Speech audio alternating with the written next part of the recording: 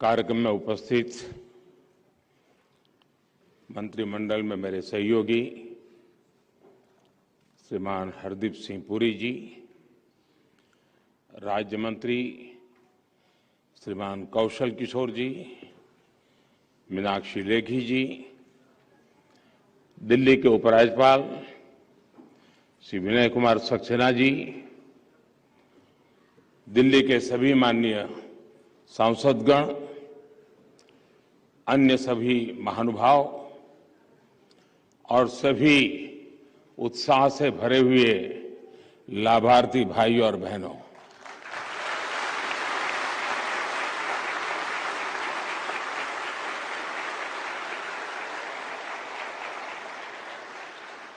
विज्ञान भवन में कार्यक्रम तो बहुत होते हैं,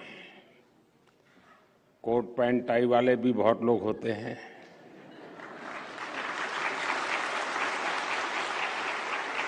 लेकिन आज जिस प्रकार के यहां सब हमारे परिवारजन दिख रहे हैं, उनका जो उमंग और उत्साह दिख रहा है, वो वाकई विज्ञान भवन को बहुत कम देखने को मिलता है।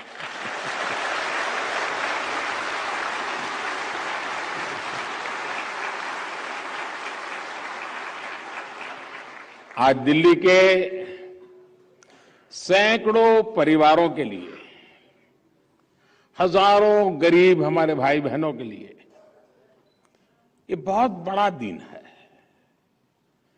वर्षों से जो परिवार दिल्ली की झुग्गियों में रह रहे थे, आज उनके लिए एक प्रकार से जीवन की नई शुरुआत होने जा रही है।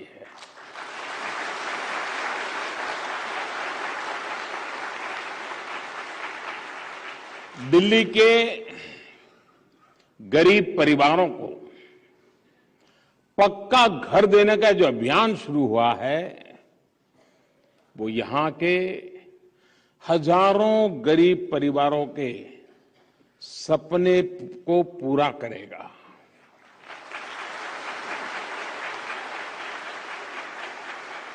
आज यहां सैकड़ों लाभार्थियों को उनके घर की चाबी मिली है और मुझे जिन 4-5 परिवारों से मिलने का मौका मिला, मैं देख रहा था उनके चेहरे पर जो खुशी, जो संतोष और वो कुछ न कुछ भाव अपने व्यक्त करते थे। वो भीतर का जो आनंद था वो प्रकट हो रहा था, एक संतोष उनके चेहरे पर महक रहा था। अकेले कालकाजी एक्सटेंशन के फर्स्ट फेज में ही 3000 से ज्यादा घर बनकर तैयार कर लिए गए हैं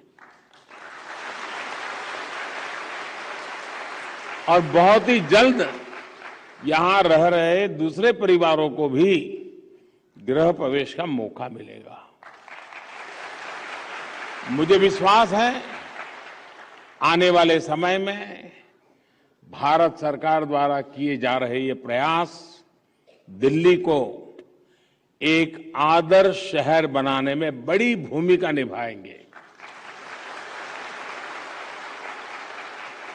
साथियों, दिल्ली जैसे बड़े शहरों में हम जो विकास देखते हैं, बड़े सपने और ऊंचाइयां देखते हैं, उनकी नींव में मेरे इन गरीब भाई बहनों की मेहनत है, उनका पसीना है, उनका परिश्रम है। लेकिन दुर्भाग्य देखिए, सच्चाई ये भी है कि शहरों के विकास में जिन गरीबों का खून पसीना लगता है, वो उसी शहर में बदहाली की जिंदगी जीने को मजबूर होते रहे हैं।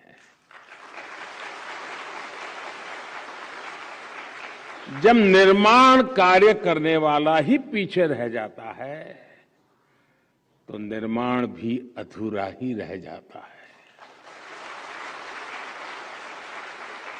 और इसलिए बीते 7 दशकों में हमारे शहर समग्र विकास से, संतुलित विकास से, होलिस्टिक डेवलपमेंट से वंचित रह गए।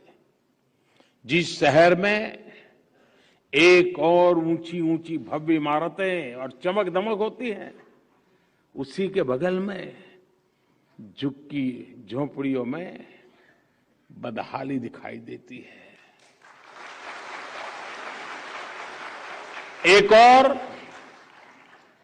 शहर में कुछ इलाकों को पॉश कहा जाता है, तो दूसरी ओर कई इलाकों में लोग जीवन की मौलिक जरूरतों के लिए तरसते हैं।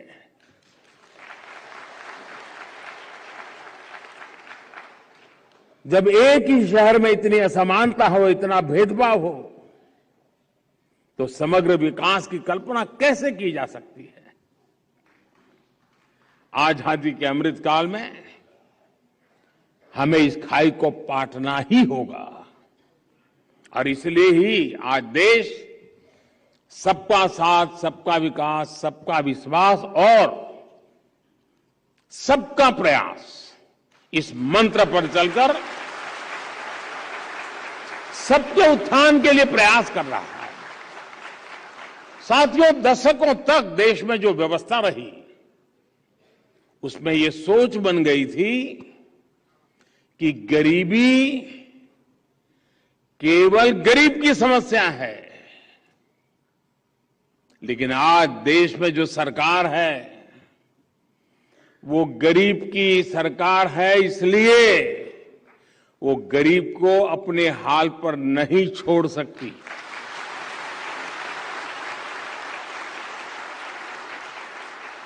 और इसलिए आज देश की नीतियों के केंद्र में गरीब है। आज देश के निर्णयों के केंद्र में गरीब है।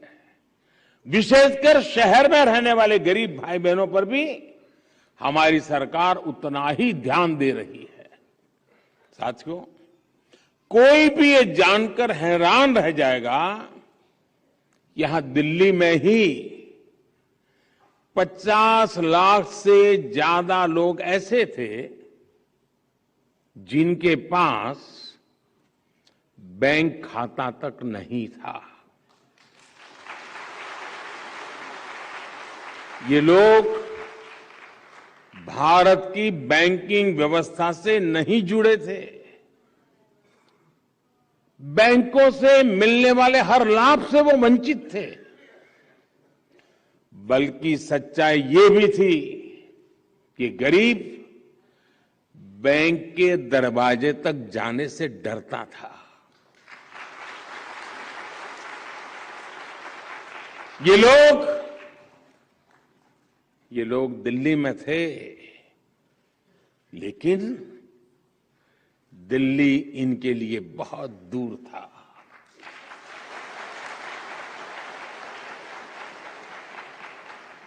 इसी स्थिति को हमारी सरकार ने बदला। अभियान चलाकर दिल्ली के गरीबों को, देश के गरीबों के बैंक खाते खुलवाए गए। तब किसी ने शायद ही सोचा होगा कि इसके क्या क्या फायदे हो सकते हैं।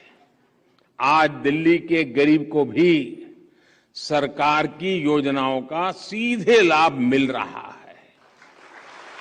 आज दिल्ली में हजारों साथी रेहड़ी पटरी की दुकान लगाते हैं, सब्जियां और फल बेचते हैं। कई साथी ऑटो रिक्शा चलाते हैं, टैक्सी चलाते हैं। इनमें से शायद ही कोई ऐसा हो जिसके पास आज भीम यूपीआई न हो। पैसे सीधे मोबाइल पर आते हैं, मोबाइल से पेमेंट भी हो जाता है। इससे कितनी बड़ी आर्थिक सुरक्षा भी मिली है। बैंकिंग सिस्टम से जुड़ने की यही शक्ति पीएम स्वनिधि योजना का भी आधार बनी। इस योजना के तहत शहर में रहने वाले हमारे रेहड़ी पटरी वाले भाई और बहनों को अपना काम आगे बढ़ाने के लिए आर्थिक सहायता दी जा रही है। और मुझे खुशी है कि दिल्ली के भी 50,000 से ज्यादा रेहड़ी पटरी वाले मेरे भाई बहन ने स्वनिधि योजना का लाभ उठाया है। इसके अलावा मुद्रा योजना के तहत बिना गारंटी दी गई 30,000 करोड़ रुपए से ज्यादा की सहायता भी दिल्ली के छोटे उद्यमियों की काफी मदद की है। साथियों, हमारे गरीब साथियों को एक बड़ी दिक्कत राशन कार्ड से जुड़ी अव्यवस्थाओं से भी होती है। हमने one nation one ration card की व्यवस्था करके दिल्ली के लाखों गरीबों का जीवन आसान बनाया है। हमारे जो प्रवासी श्रमिक दूसरे राज्यों से काम करने आते हैं, पहले उनका राशन कार्ड यहां बेकार हो जाता था, एक सिर्फ कागज का टुकड़ा बनकर रह जाता था। इससे उनके लिए राशन की समस्या खड़ी हो जाती थी। One nation one ration card के जरिए इस चिंता से भी मुक्ति मिल रही है। इस योजना का लाभ कोरोना वैश्विक महामारी के समय दिल्ली के गरीबों ने भी उठाया है। इस वैश्विक संकट के समय में दिल्ली के लाखों गरीबों को केंद्र सरकार पिछले 2 साल से मुफ्त राशन भी दे रही है। इस पर सिर्फ दिल्ली में ही केंद्र सरकार द्वारा 2,500 करोड़ रुपए से अधिक खर्च किए गए हैं। ये जितनी चीजें मैंने गिनाई ना,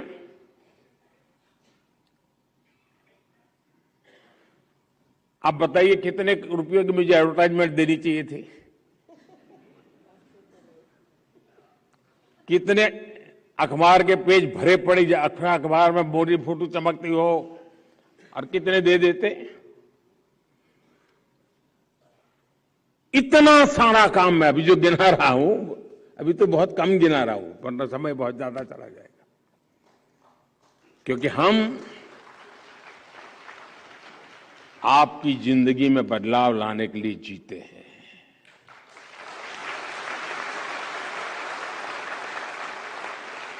साथियों, दिल्ली में केंद्र सरकार ने 40 लाख से ज्यादा गरीबों को बीमा सुरक्षा कवच भी दिया है।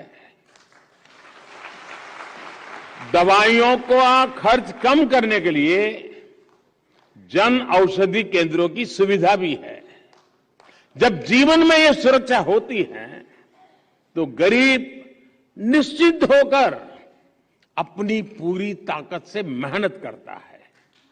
वो खुद को गरीबी से बाहर निकालने के लिए, गरीबी से लड़ाई लड़ने के लिए, गरीबी को परास्त करने के लिए जी जान से जुट जाता है। ये निश्चिंतता गरीब के जीवन में कितनी महत्वपूर्ण होती है, वो किसी गरीब से बेहतर कोई नहीं जान सकता। साथियों, दिल्ली में एक और विषय दशकों पहले बनी हुई अनधिकृत जो कॉलोनियों का भी रहा है। इन कॉलोनियों में हमारे लाखों भाई बहन रहते हैं। उनका पूरा पूरा जीवन इसी चिंता में निकल रहा था कि उनके घरों का होगा क्या। दिल्ली के लोगों की इस चिंता को कम करने का काम भी केंद्र सरकार ने किया। पीएम उदय योजना के माध्यम से दिल्ली की अनधिकृत कॉलोनियों में बने घरों को नियमित करने का काम चल रहा है। अब तक हजारों लोग इस योजना का लाभ उठा चुके हैं। केंद्र सरकार ने दिल्ली के मध्यम वर्ग को भी उनके घर का सपना पूरा करने में बहुत मदद दी है। दिल्ली के निम्न एवं मध्यम वर्ग के लोग अपना घर बना पाए, इसके लिए उन्हें केंद्र सरकार की तरफ से ब्याज में सब्सिडी दी गई है। इस पर भी केंद्र सरकार की तरफ से 700 करोड़ रुपए से अधिक खर्च किए गए हैं।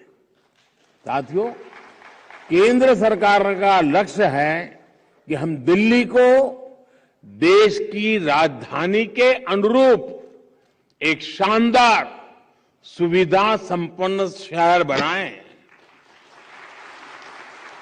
दिल्ली के विकास को गति देने के लिए हमने जो काम किए हैं, दिल्ली के लोग, दिल्ली के गरीब, दिल्ली का विशाल मध्यम वर्ग, वे इन सब के साक्षी के रूप में हर जगह पे अपनी बात बताता है।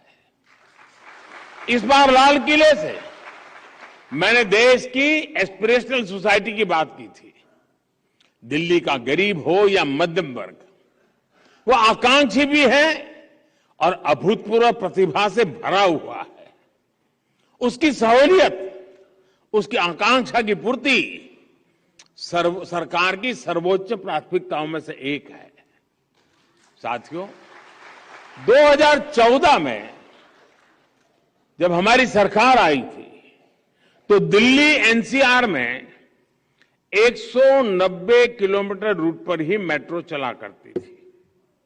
आज दिल्ली एनसीआर में मेट्रो का विस्तार बढ़कर करीब करीब 400 किलोमीटर तक हो चुका है।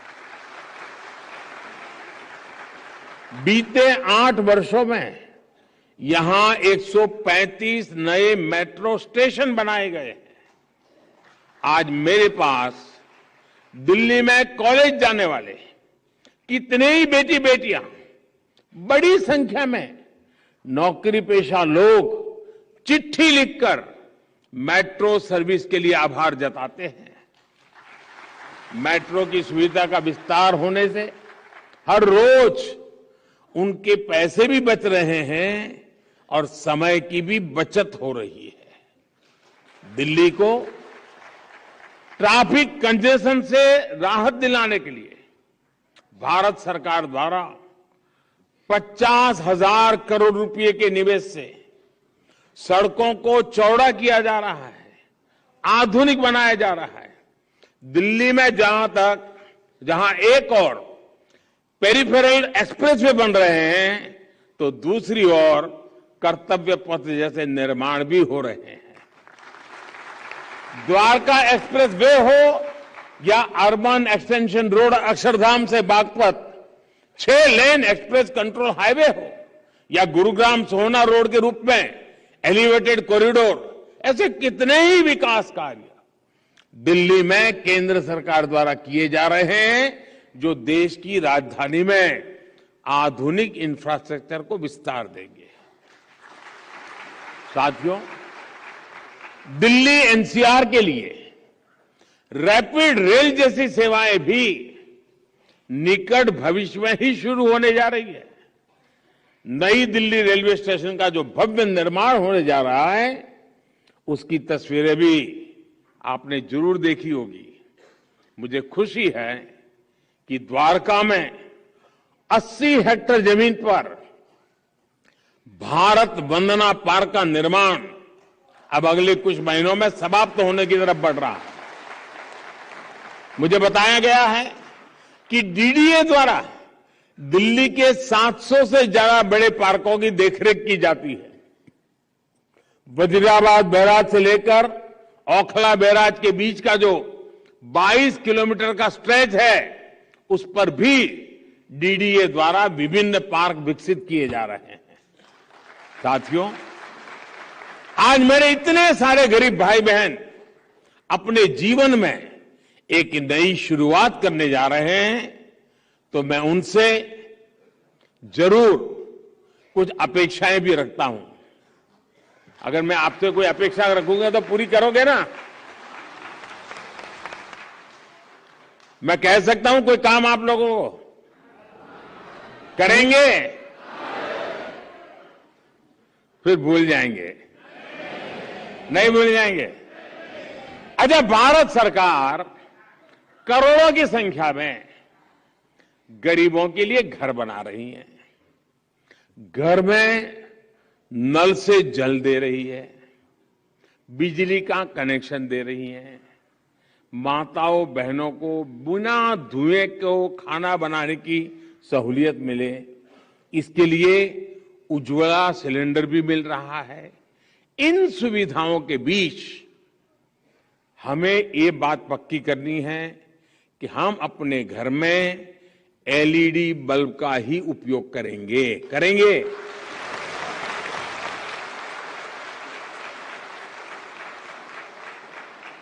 दूसरी बात, हम किसी भी हालत में कॉलोनी में पानी को बर्बाद नहीं होने देंगे। वरना आपको मालूम है कुछ लोग क्या करते हैं, बाथरूम में बाल्टी उल्टी रख देते हैं, नल चालू रखते हैं, सुबह 6 बजे उठना है तो घंटी का काम करता है, पानी आएगा,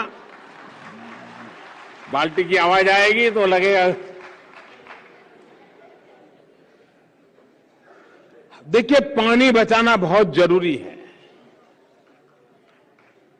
बिजली बचाना बहुत जरूरी है, और उससे भी आगे एक और बात,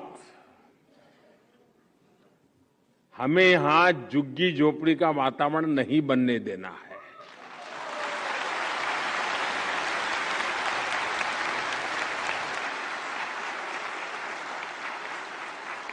हमारी कॉलोनी स्वच्छ हो, सुंदर हो, स्वच्छता का वातावरण हो। और मैं तो कहूंगा कि आप ही लोग अपनी कॉलोनी में टावर के बीच में स्पर्धा कीजिए, हर महीने स्पर्धा, कौन सा टावर सबसे ज्यादा स्वच्छ है।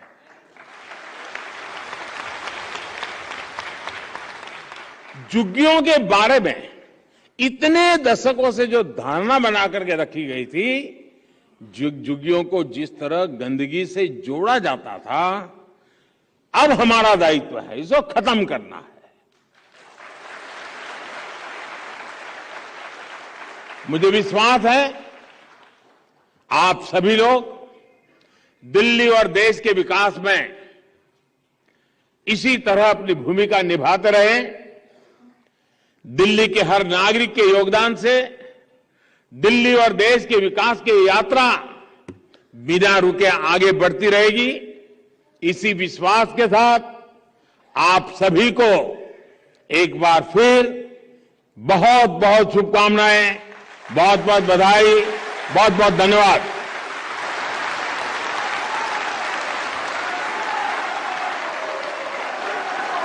बहुत बहुत धन्यवाद माननीय प्रधानमंत्री जी, आपके मार्ग